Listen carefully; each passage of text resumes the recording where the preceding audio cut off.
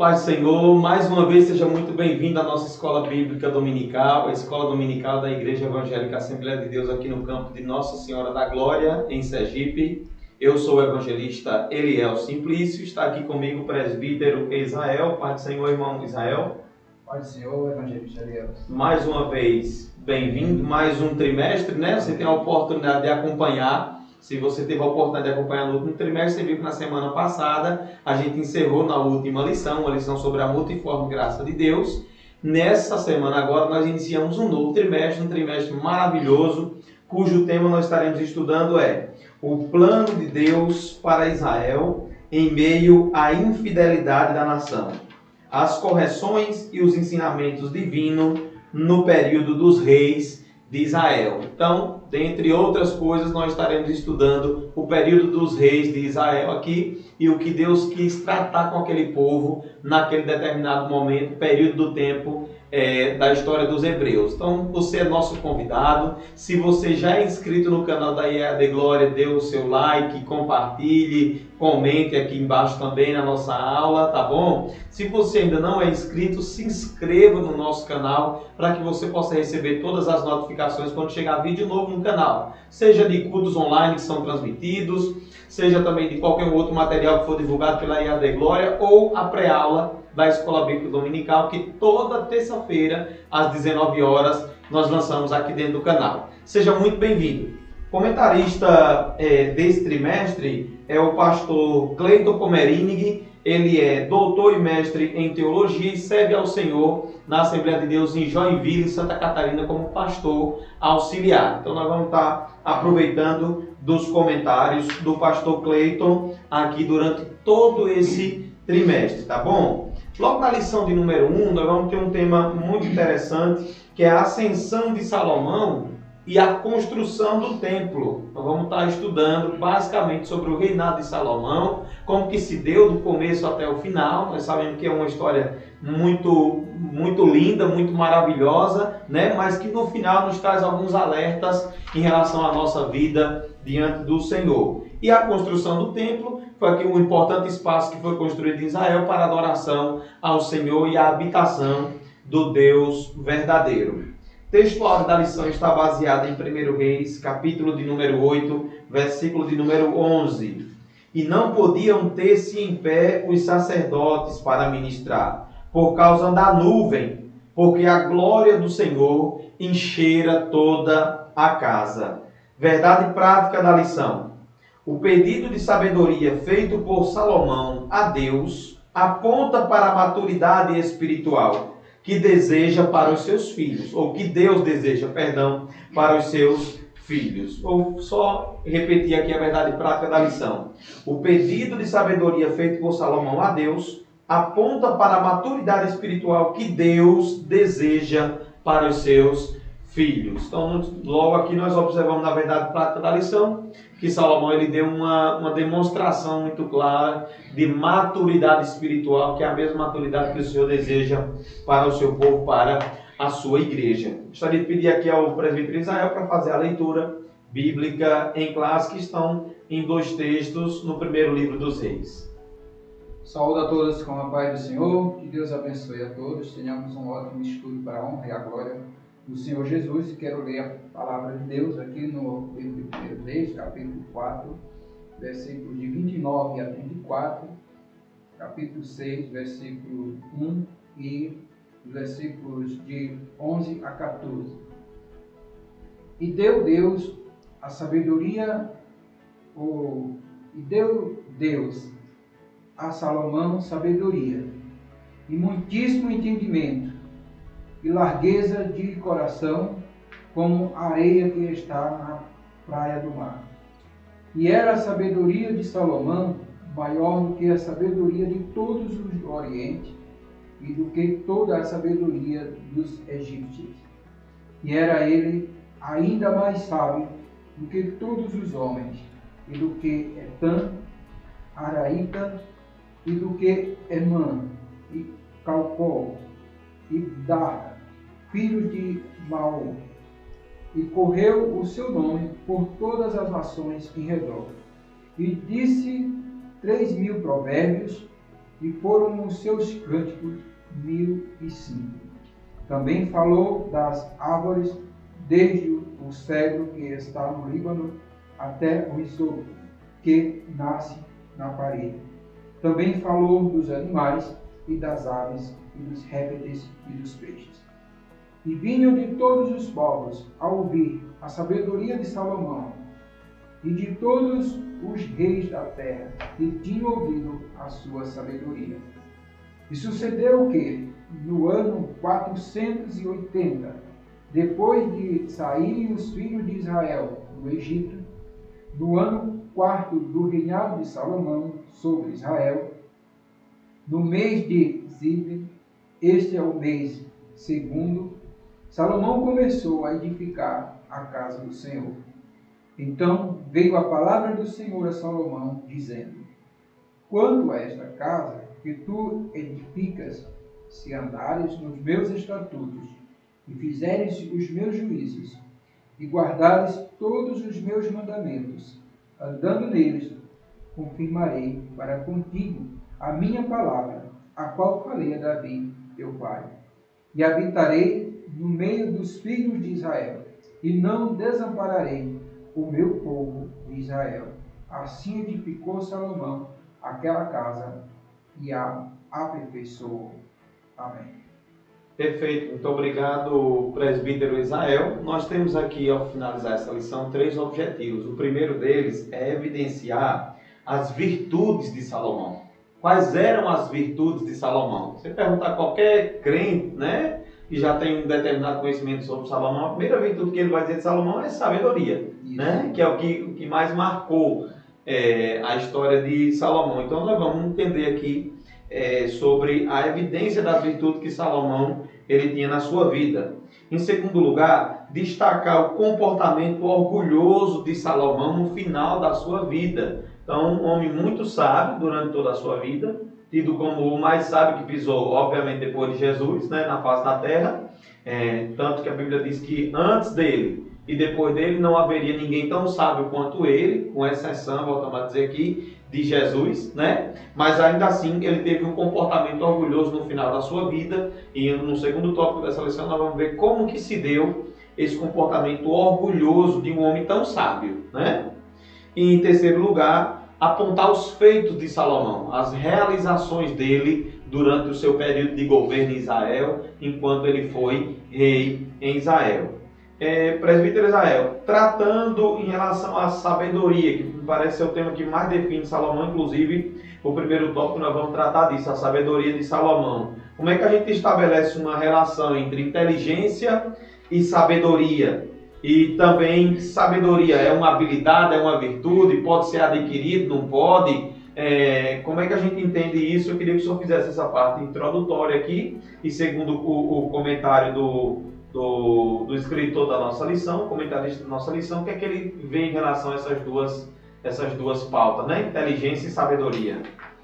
Graças a Deus, nós vamos falar a respeito desses dois temas que podemos ver pelas suas definições, que são bem distantes, né, assim, uma da outra, mesmo que algumas pessoas a tenham como são palavras sinônimas, mas nós podemos destacar aqui os seus conceitos, e para isso nós vamos falar segundo o comentarista, né, da revista, como é que ele entende, como que ele fala a respeito de inteligência como um conhecimento, e falando também sobre sabedoria. Então nós podemos ver que o comentarista ele fala a respeito da inteligência como algo aprendido, como algo que é exterior, como algo que pode ser adquirido através de experiências, né? Isso de estudos, exatamente.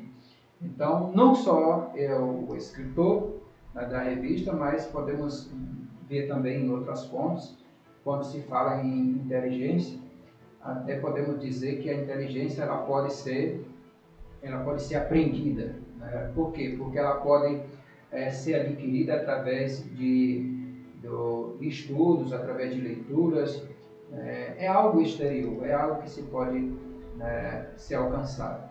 Já a sabedoria, o comentarista ele fala que é algo que vem de Deus, é algo que vem de dentro.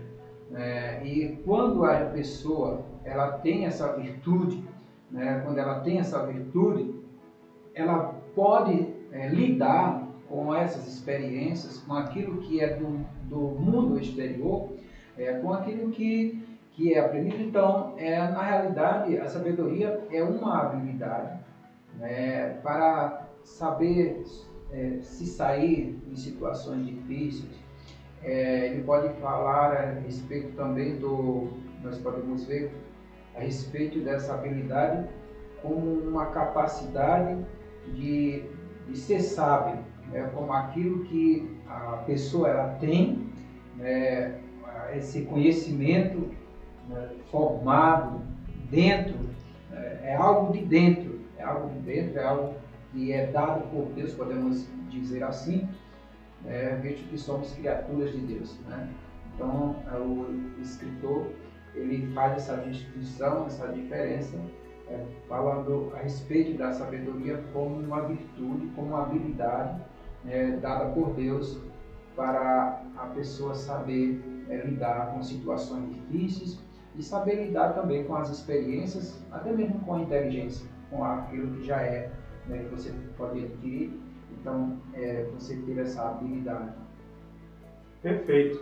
Então, a gente pode, assim, conceituar conhecimento, inteligência, habilidade de adquirir essas informações, que na nossa vida, na nossa vida diária, no nosso dia a dia. Sim. E sabedoria como você pegar essas informações, todas essas experiências e aplicar elas na sua vida de uma forma a lhe ajudar a manter o equilíbrio, a coesão e a justiça na sua vida. É viver com qualidade. Isso mesmo. Conhecimento, ter as experiências da vida. Sabedoria, ter a capacidade de usar esse conhecimento para viver com qualidade aqui na Terra. E Salomão ele demonstrou isso. Tanto que o governo dele foi próspero. Logo na introdução, o comentarista da lição, ele vai dizer assim, que por amor a Davi, Deus permitiu que Salomão ele estabelecesse um reino sólido, próspero, justo e também cheio de glória e cheio de poder. Por que cheio de glória e cheio de poder? Porque nós vamos ver que Salomão foi responsável por construir o templo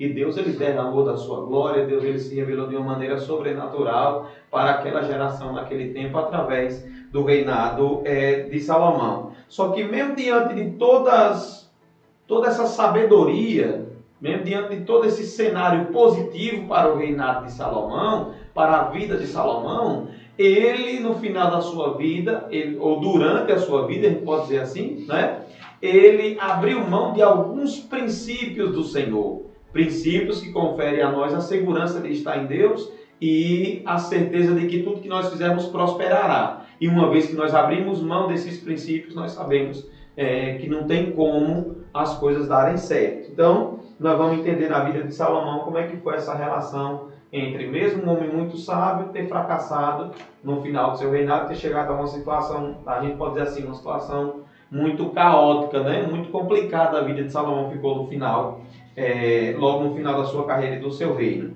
O primeiro tópico da lição vai tratar acerca da sabedoria de Salomão, a virtude de Salomão. Antes mesmo de receber a sabedoria como um dom divino, Salomão já apresentava alguns traços dessa virtude. Aqui a gente pode fazer uma distinção. Existe o dom de sabedoria, ele foi inclusive concedido a Salomão, tá? Mas existe traço de uma virtude de sabedoria que é concedida a todos os homens.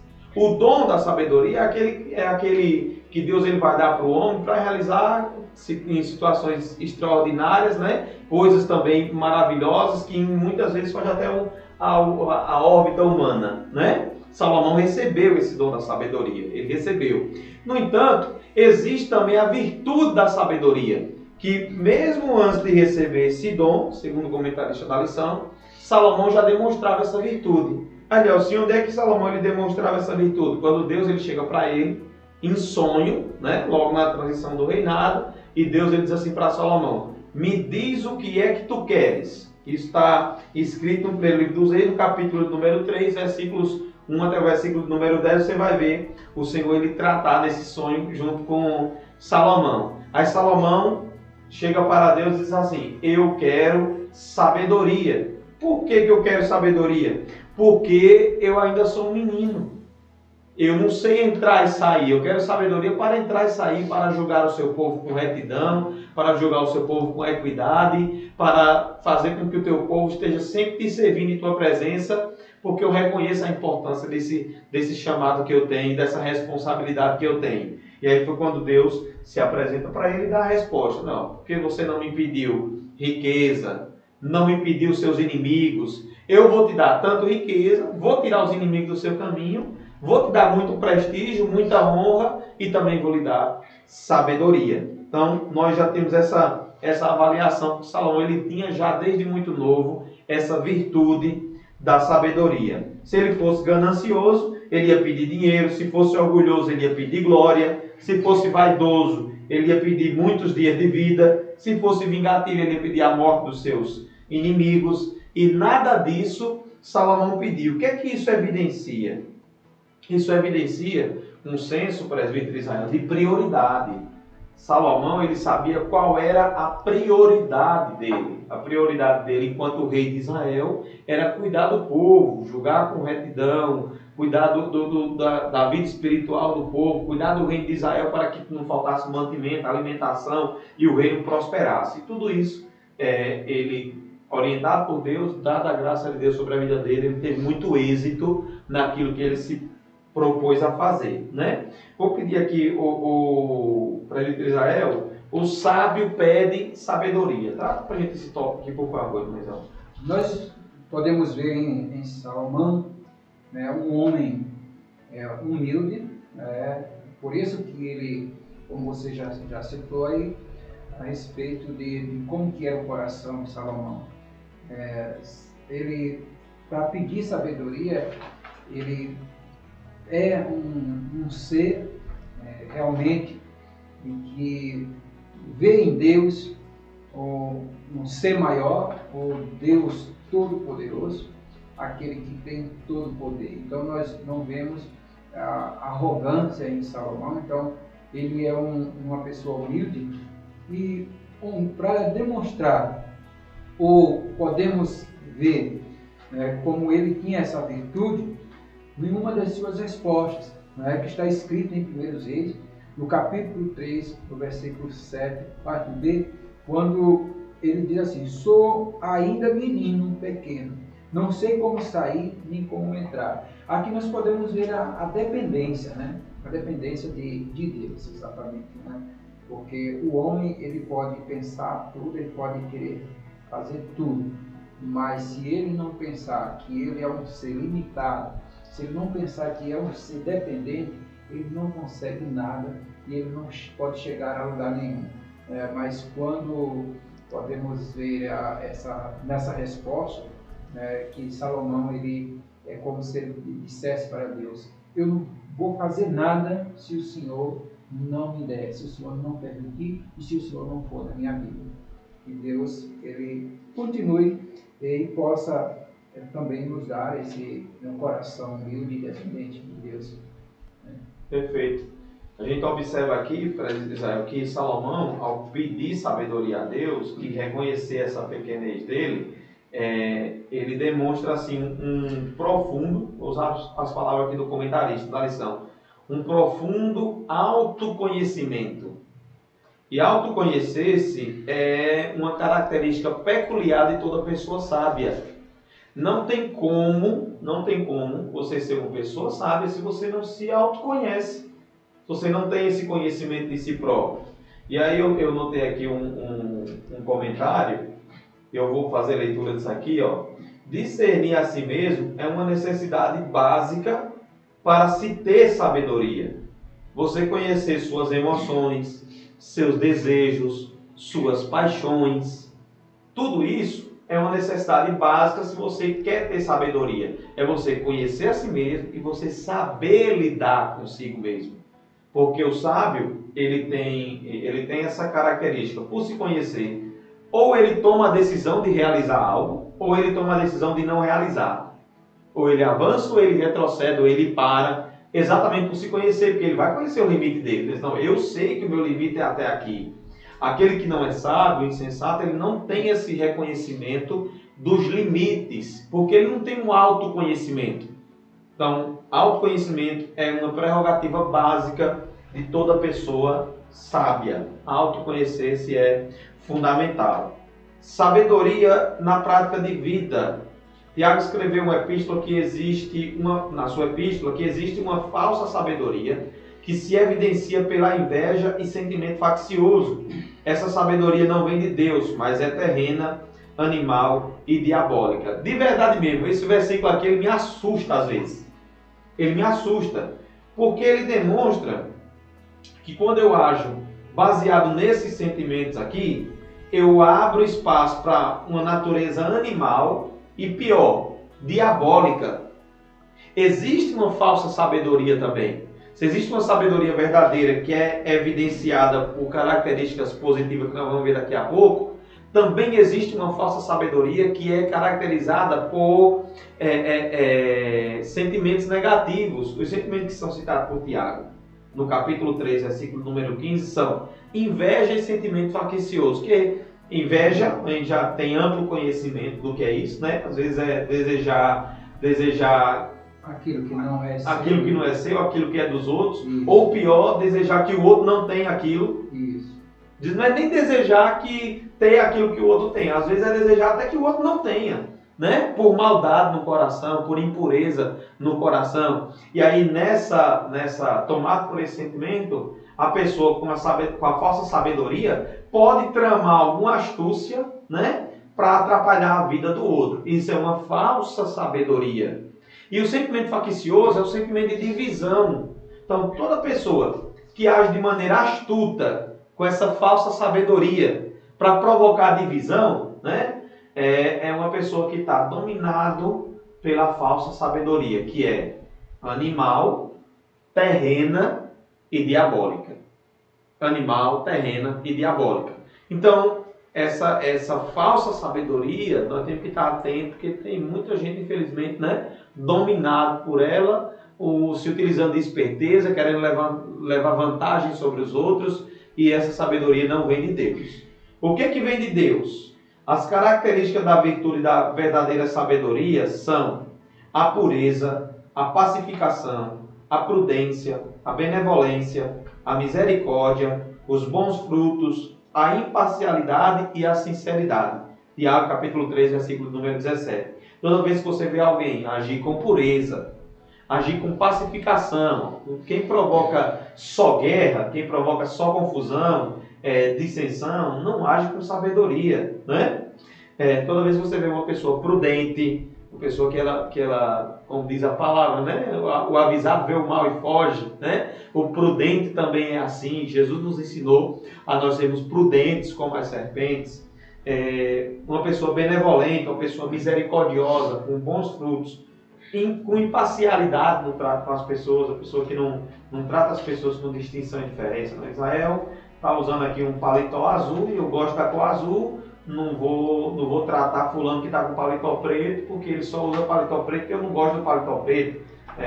Eu só estou citando um exemplo aqui do que muitas vezes acontece. Então, nós precisamos também agir com imparcialidade, isso demonstra sabedoria. E a sinceridade. Sinceridade é ser sincera, sem falsidade, sem máscara nenhuma, é ser realmente verdadeiro naquilo que você se propuser a fazer. Então, tome cuidado. A verdadeira e a falsa sabedoria são evidenciadas por essas características aqui. Então, nós sempre temos a oportunidade de escolher. Aquele que não tem sabedoria, disse Tiago, peça a Deus que a todos dá de maneira liberal, tá? E não lança em rosto.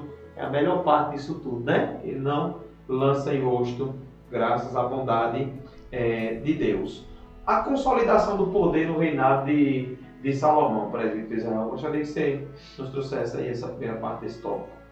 Nós podemos ver nesse tópico, no tópico 2, a consolidação do poder. Aqui esse tópico ele está dividido em 2 subtópicos. Primeiro, a glória do reino de Salomão. Então aqui nós podemos ver que o reino de Salomão o reinado de Salomão, ele foi um reino, ou um reinado de não só tão amplo no termo de territorial, porque ele foi conhecido, né? Sabemos que há um exemplo disso, a rainha de Sabá, ela veio, né, diz a Bíblia, dos confins da terra, para conhecer o seu trabalho, o seu reinado, como que era a organização. E o interessante é que ela disse quando ela chegou, né, que não tinham contado nem a metade, né, de como era a vida. Então, o reino de Salomão, ou esse legado dele, ele foi conhecido em todo o mundo, né? Ele foi conhecido. E nós podemos ver que não só por isso, né, mas pela paz que houve em Israel, pela bonança que houve em Israel. Então podemos ver que o povo, eles podiam até festejar, eles podiam até comemorar de tanta paz que houve. Então foi podemos dizer assim, como dos reinados dos reis, naquela época, como o melhor, digamos assim, como aquele que o povo viveu em paz. Por que viveu em paz? Porque ele era uma pessoa, né, pacífica, era uma pessoa de paz, era um rei que fazia amizade com outras pessoas, e essa parte aí a gente vê como uma parte boa, a parte do bom relacionamento, né, a parte de instigar a paz entre as nações vizinhas. Então isso aí foi bom, né, para o reinado dele. E nós podemos ver aqui o povo de Judá e Israel tinha tanta fartura, isso aqui é bem interessante, tinha tanta fartura e vivia em tão boas condições que podia até festejar e se alegrar. Está escrito em 1 Reis, capítulo 4, versículo 20. Então todos os governos, quando administrados por essas premissas, se tornam duradouros, trazendo ao povo a paz e a segurança. Então aí nós vemos essa alegria, esse momento bom, esse momento de felicidade, né? E o segundo é o orgulho, né? O orgulho precede a ruína, né? E podemos ver os desvios, né, de Salomão foram chegando aos poucos, à medida que fazia pequenas concessões em seu coração, estabelecia acordos e conchavos políticos que deterioraram sorrateiramente seus valores espirituais. Então Salomão enganou a si mesmo pela ganância e pela sede de poder que deixou invadir seu coração. Então aqui nós podemos falar de dois momentos no seu reinado, né? Então de um momento bom, de um momento de paz, de um momento de sabedoria usada, né? E um momento em que ele foi se deixando levar, né, pela amizade, porque a amizade ela é boa até quando existe o controle, né, quando existe o domínio, mas não podemos fazer de uma amizade algo que pode tirar até a crença, que foi o caso de Salomão. Então, esses acordos políticos que ele fez com outros reis, e isso aí podemos ver que foram acontecendo gradativamente, não foi algo que aconteceu assim da noite para o dia. Então esse decaimento da fé de Salomão, né, foi acontecendo à medida que ele foi se afastando de Deus e fazendo amizade e fazendo esses conchavos, porque fala aqui nos conchavos políticos. Então isso aí foi dando o lugar, né, à descrença, à fé e aquela confiança no Deus verdadeiro. O próprio Salomão, ele disse que a soberba, a arrogância, ela precede a queda, ela precede a ruína. Foi Salomão, inclusive, que disse isso, né? Sim. Não sei se ele já tinha tido essa experiência quando ele citou esse provérbio, ou se ele citou antes e de repente depois só deixou de ouvir o próprio ensinamento que ele mesmo deu. Mas é importante a gente reconhecer toda a glória, todo o poder, toda a virtude que tinha dentro do reinado de Salomão era algo que era concedido pelo próprio Deus. permitido a Salomão enquanto ele andava na presença do Senhor. O comentarista disse uma coisa interessante: até mesmo os homens mais sábios estão sujeitos à queda quando deixam de temer a Deus. Então a fortaleza dos homens sábios não se evidencia no seu próprio caráter ou nas suas próprias características. A fortaleza do homem sábio, ela se evidencia quando ele teme ao Senhor e permanece temendo ao Senhor. Então, meu amigo, se você teme a Deus, mantenha a sua vida, até o último dia da sua vida, o temor diante do Senhor, para que você não caia nas ruínas que Salomão caiu. Salomão, ele, através dos conchavos políticos que foi tratado aqui pelo presbítero Israel, ele casou-se com princesas de outros reinos, filhas de rei de outros reinos, e foi necessário trazer a adoração, a idolatria para dentro de Israel. Olha, um homem que começou a sua carreira, numa posição maravilhosa, muito linda, com uma atitude muito nobre, infelizmente ele cometeu erros assim, basilares, coisa básica. Deus, só a adoração do povo dele, somente a ele. E Salomão chegou até a construir altares dentro de Israel para adoração a outros deuses. Então, logo nós percebemos essa queda, essa falta na vida de Salomão. E isso provocou a ruína da vida dele. Uma coisa interessante, presbítero Israel: a pessoa que adquire riqueza e poder e é desprovida de sabedoria, leva uma vida de prepotência e arrogância. A pessoa que adquire poder, riqueza, mas não tem sabedoria, ela está fadada a levar uma vida de prepotência e arrogância. Quantas vezes a gente não vê pessoas, que adquiriram poder, riqueza, influência, mas não tem sabedoria para saber lidar com isso.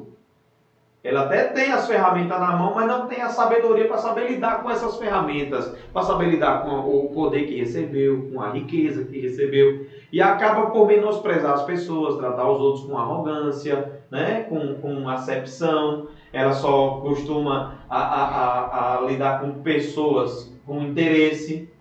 O relacionamento dela com as pessoas é só baseado em interesse, seja interesse de troca ou de serviço. Então, a gente observa aqui que é muito necessário ter sabedoria para poder lidar com todas as coisas, especialmente com riqueza, com poder, com fama, para que a gente não se perca. Salomão, ele teve muita sabedoria, mas no final da vida dele, ele se perdeu. Salomão cedeu a 3 principais tentações que podem destruir a pureza do coração humano. Quais são elas? O poder, o sexo e o dinheiro. São as 3 principais tentações humanas: poder, sexo e dinheiro. E Salomão, ele infelizmente cedeu a essas tentações e levou o seu reinado ao fracasso, à ruína. Infelizmente. Isso mesmo. Mas, ainda assim, ele foi o homem que construiu o templo.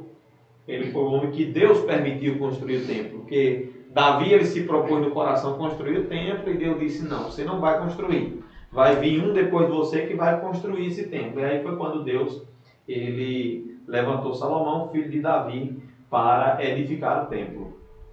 Então nós podemos ver no tópico 3 a respeito da construção do templo. Então a construção do templo de Salomão, conhecido por todas as pessoas, o templo de Salomão. Por que o templo de Salomão? Então, o templo de Salomão, ele ficou conhecido pelo luxo que era, pela grandeza que era, e nós podemos ver aqui o nobre propósito de Salomão. Então, edificar uma casa ao nome do Senhor, meu Deus, está em 1 Reis, no capítulo 5, versículo 5. Nisso se percebe que havia pureza no coração do sábio rei de Israel, nos primeiros anos de seu reinado. Então, na construção do templo, foram empregados diversos materiais de altíssimo valor, tais como cedro do Líbano e muito ouro. Então, todo o templo foi revestido de ouro. O lugar santíssimo teve as paredes, o teto e o piso, revestidos de ouro puro. Aqui nós podemos ver essa importância e nós pensamos assim, como que Deus ele merece, né, honra e glória, né? E o melhor, exatamente. Porque o coração de Salomão, ele era um coração de um homem dado à obra de Deus, ao amor ao Deus dos céus, e ele pensou em fazer algo, né, que chamou a atenção, podemos dizer assim, que moveu, né, o coração de Deus, que tocou. Então, quando a gente vê que essa construção, esse lugar santíssimo, que foi feito praticamente todo de ouro, né, o piso, o teto e as paredes. Então, aqui nós vemos que o desprendimento dele, né, para com Deus. Então, aqui nós podemos ver que devemos fazer o melhor para Deus. Deus, ele merece o melhor. E quando nós nos desprendemos e entregamos a Deus o melhor, e temos um coração abençoado, um coração de entrega a Deus, Deus ele se faz presente, Deus ele marca. Nós podemos ver a marca de Deus, né, nessa obra, porque a glória de Deus foi tão real, foi tão presencial, que todos aqueles que estavam no templo, naquela inauguração, nós podemos ver ainda, aqui você pode estar falando sobre isso, né, o templo do Espírito Santo, ele pode fazer também uma ligação, né, com esse assunto. E temos aqui também ainda no subtópico 3, né, a glória do Senhor. Então, como que aconteceu a glória do Senhor, como a glória do Senhor invadiu aquele lugar, né, aquele lugar que foi preparado para Deus habitar, com muito amor e com muito valor, né, algo dado para Deus de coração. Chama a atenção, presbítero Israel, esse desprendimento de Salomão por dar o melhor que ele tinha. Sim. Por fazer um templo bonito, por fazer um templo rico, grande. E aí nós sabemos, o senhor me pediu para fazer uma correlação, né, com o Novo Testamento e a atuação do Espírito Santo. Não é que nós vamos desprezar os templos que nós temos hoje, não. Também tem que ser do melhor, né? Mas nós sabemos que Jesus, ele trouxe essa regeneração do coração humano, trazendo a consciência de que o principal templo do Espírito de Deus, morada de Deus, é dentro dos nossos corações. Aí aqui sim deve haver uma riqueza de beleza, uma pureza de alma, um lugar santo para que o Senhor ele possa habitar, para que o Senhor ele possa agir dentro de cada um de nós que somos humanos. Então, que tenhamos o mesmo sentimento de Salomão quando construiu o templo e edificou o lugar para Deus habitar, que tenhamos essa mesma concepção para também edificar o nosso corpo, a nossa vida na presença de Deus, nosso devocional diante do Senhor, tendo um ambiente também de muita beleza, um ambiente de muita limpeza e pureza para que o Senhor ele possa agir nas nossas vidas, né? E óbvio, todo templo bem organizado, bem montado, no dia da inauguração desceu a glória do Senhor, que também não é diferente hoje, né? A gente se coloca na posição direitinho, a glória desce e Deus ele trabalha. Mas eu queria que o senhor fizesse o relato aí desse momento histórico lá em Israel. Tá bom. Então, a glória do Senhor, aqui nós podemos ver em dois momentos, né? Então, no primeiro momento, ela se deu quando os sacerdotes levaram a arca para o lugar santíssimo. E a glória foi tanta que eles não puderam permanecer de pé para ministrar os serviços sagrados. Está escrito em 1 Reis, no capítulo 8, versículo 11, em 2 Crônicas, capítulo 5, versículo 14. Então, que coisa interessante, né? A glória do Senhor foi tão presente, foi tão forte, foi tão gloriosa, foi tão boa, que eles não permaneceram, não puderam ficar em pé, né? Não puderam ficar em pé. Então, isso aqui é o primeiro momento. E o segundo momento, nós podemos ver que a segunda ocasião que a glória do Senhor se manifestou foi quando Deus respondeu a Salomão na inauguração do templo, em 2 Crônicas, capítulo 7, versículos de 1 a 3. Desta vez, além da glória, desceu também fogo do céu e consumiu o holocausto e o sacrifício. Então, olha como é lindo o trabalhar de Deus, e o trabalhar de Deus na vida daquele que dá lugar, e onde Deus habita, e habita com prazer, e habita com alegria, né? Porque Deus se alegra com um coração feliz, com um coração sincero, com um coração desejoso de Deus. Que possamos ter esse coração feliz hoje, como você já falou. Naquele tempo, Deus se fez presente para que todos pudessem ver, né, o sentir, né, a sua presença, que Deus estava ali dentro daquele templo feito pela mão do homem, né? Aquele templo construído com madeiras especiais, com ouro, e hoje podemos ver que o lugar onde Deus habita é o coração do homem, quando esse coração ele é um coração sincero, é um coração que dá lugar à presença de Deus. Perfeito, obrigado pela lição. Estamos chegando aqui já ao final da nossa lição, conclusão, mas vamos fazer um jogo rápido aqui, né, com as perguntas que são listadas pelo comentarista aqui no final da lição. Por exemplo, o que levou Salomão a pedir sabedoria a Deus? Então, Salomão, ele tinha um elevado senso de prioridade, né? E a sua prioridade era a sabedoria, né? Perfeito, foi isso que levou ele a pedir sabedoria a Deus. Isso. Qual era a maior virtude de Salomão? Essa é fácil, né? É melhor você perguntar outra. Qual era a maior virtude de Salomão? A sabedoria. Perfeito. Quais são os dois tipos de sabedoria apresentados na Bíblia? Então aí ficou mais difícil agora. Aí nós podemos ver a falsa, né? A falsa sabedoria, que é aquela apresentada por Tiago, né? Tiago, no capítulo 3, versículo 14 a 17, e também a sabedoria de Deus, né? Perfeito, perfeito. Vou fazer só uma adenda aqui, viu, professor? Você pode falar. A falsa sabedoria ela é caracterizada pela inveja e pelo sentimento faccioso, que é o sentimento de divisão. Sim. Toda vez que você vê alguém motivado por isso aí, tem fogo estranho no arraial, né? Tem sabedoria estranha aí, que não é que vem de Deus não, tá? A de Deus é caracterizado por outros sentimentos maravilhosos, como a pureza, a benignidade, nós vimos aqui durante a nossa lição. O que foi que levou Salomão à ruína e por quê? Então, aqui nós podemos ver o que está escrito em 1 Reis, capítulo 11, versículos 1 e 2.